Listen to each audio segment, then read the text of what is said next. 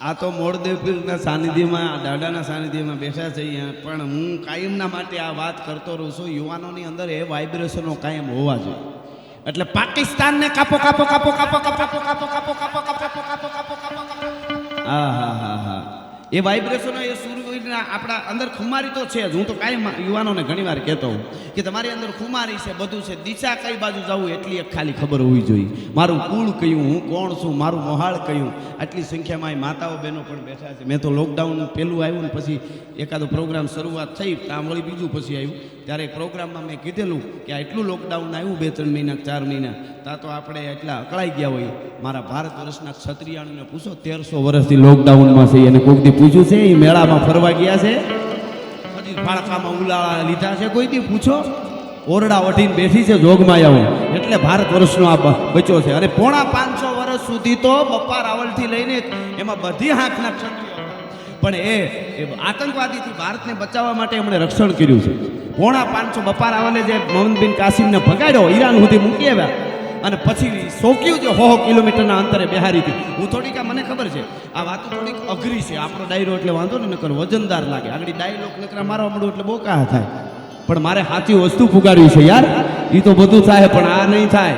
આ એક ઓથેન્ટિક વાત મૂળ સુધી પૂગતા કેટલા પુસ્તક જોવા પડે ને કેટલે જવું પડે ને તો કરો ત્યારે ખબર પડે.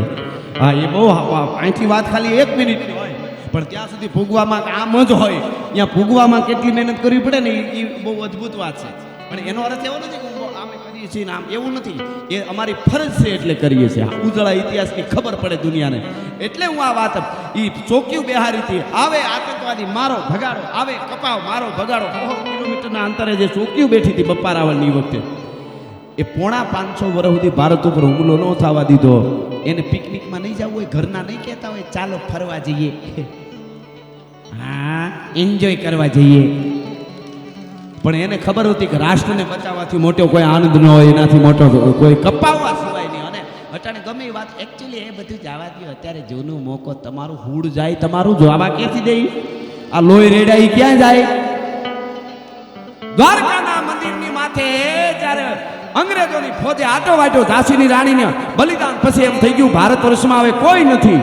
અને એ વખતે જ્યારે વાઘેરો ઊભા થયા, વાઘેરે શીશુડો માંડ્યો, માણેકે શીશુડો માંડ્યો, અને વાઘેર ભરડે વાળ સોલ્જરની કીધી ઝેલડી અને ધધકે લોહીની ધાર. છાતીમાં ધર્મ ક્યારે બચે ઈ કહી દો. નહીં રામ તને લાગે કપાલ નો લાગે, બહુ અઘરું છે. આમ ધૂન લાગતી છે, અંદરથી લાગી જાય વસ્તુ જુદી છે આખી. પણ રાષ્ટ્રને અત્યારે આ કરવું પડશે. એટલે કહું છું, એવા આંધળી ડોટું ઊંધી મૂકી છે યુવા ધને. આ આઈપીએલમાં ગાંડા થઈ જઈને હવે દુકાનો બંધ કરી દે, ધંધા મૂકી દે. અને આપણે આવી વાતો આવા કાર્યક્રમ કરે તો કે એકચ્યુઅલી પૈસા બગાડીને આ બધું માણસોને ખોટો સમય બગાડે છે. તો આઈપીએલમાં તમે જે બગાડો છો, સટ્ટા રમાઈ જાય, એ તો બધો પૈસો અંડરવુડમાં જાય છે. એ કહી દઉં, આ જાહેરમાં કહું છું. ક્રિકેટનો પૈસો ક્રિકેટોનો અને બોલિવૂડનો અંડરવર્લ્ડમાં જાય છે ને એના આપણાને પાછા મારવા આવે છે ને હુમલા કરવા માટે આવે છે. તો એ બધા આઈપીએલમાં યુવાનો બધું બંધ કરી દે, ધંધા ભૂલી જાય. એને હું તમે અનુષ્ઠાન કહો છો? અને આ અમારું છે એ ખોટું છે. એમ એ ગમે અમે રાખવાના જ છીએ યાર. હા હા, પણ તમારા જેવા સાંભળવા વાળા છે. ગઈકાલે મેં કીધું હતું ને આજે તમને કહું, વચ્ચે વાત યાદ આવી એટલે કહી દઉં કે અમારે હમણાં મેં ઓલું પ્રોગ્રામો એક ધારા હતા તો મેં લિસ્ટ મૂક્યું માણેકભાઈ. તો પછી બધાય આમ મને વિચાર છે, મને ફોન આવવા માંડે, ચાહકો હોય ને તમારા જેવા બધા અમુકના, એ કે યાર આટલા બધા ન હોય, થોડોક આરામ કરો, તમે અમારી ધરોહર છો ને આમ ને. એ તો એનો પ્રેમ હોય એટલે કે બધા. અને કવિરાજ તમને આ તબિયત ઓલી થઈ જાય તો મને બીક લાગવા. મેં કીધું એટલા 45 જેટલા પ્રોગ્રામ સતત ને ખૂણા ક્યાં ના ક્યાં આખા ગુજરાતના. એટલે મેં કીધું કેમ થશે. પછી મેં પોસ્ટ મૂકી હતી ને મારી, એમાં આ યુવાને થોડુંક મને દેખાડ્યું. એમાં કોમેન્ટો વાંચીને ત્યાં મને મોજ આવી ગઈ. મોગલના રખવાળા, માતાજીની દયા, આશાપુરોની કૃપા, જય દ્વારકાધીશ, તમારું ભગવાન સારું કરે.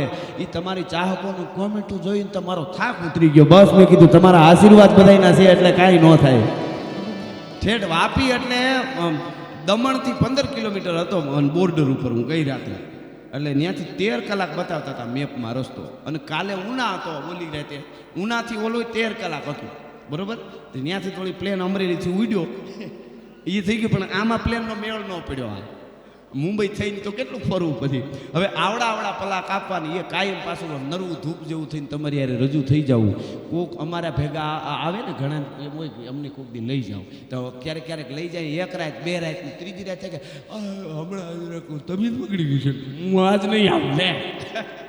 પણ આનું કારણ શું ભાઈ? આ કોઈ અમારી તાકાત હું એમ નથી કહેતો. આનું કારણ એક જ, તમારા મોઢા જોઈને તમારું સ્મિત ને તમારો પ્રેમ ને પડકારો છે ને અમારો થાક ઉતારી દે છે યાર. એના સિવાય બીજી કોઈ વાત નથી આ.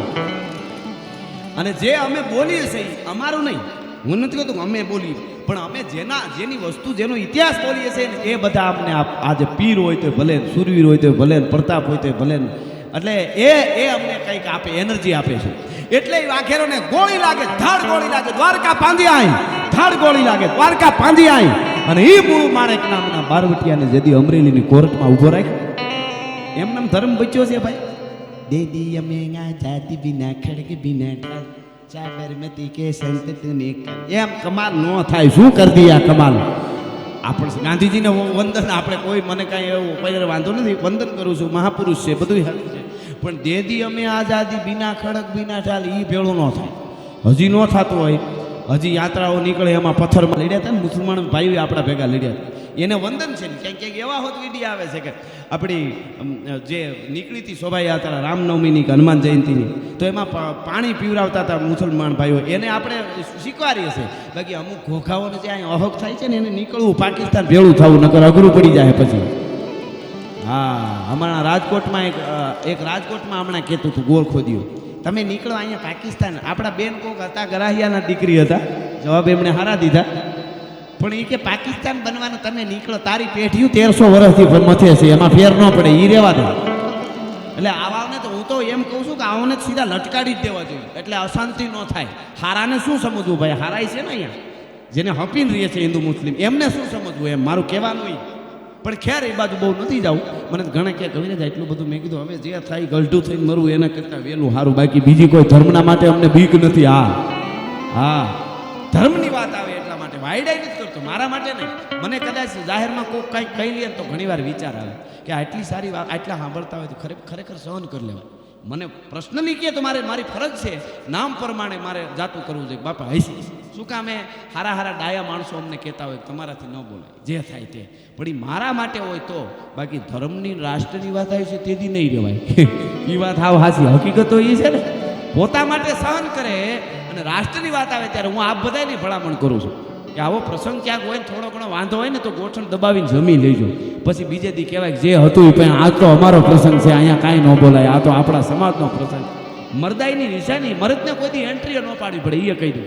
આ યુવાનો છે બધા, એમને કહું આપણે સ્ટેટસ મૂકતા હો બધા સ્ટોરીઓ, સારી વાત છે, આનંદ કરો, એનો મને વાંધો નથી. પણ બહુ પછી અમુક આમ કરીને આપણે આમ કે ભાઈ મારી નાખત ને તોડી નાખત ને, આ તો તમે સમાધાન કર્યું 17 વર્ષના છોકરાને, આવું પોતાના અવાજમાં મેં જોયા.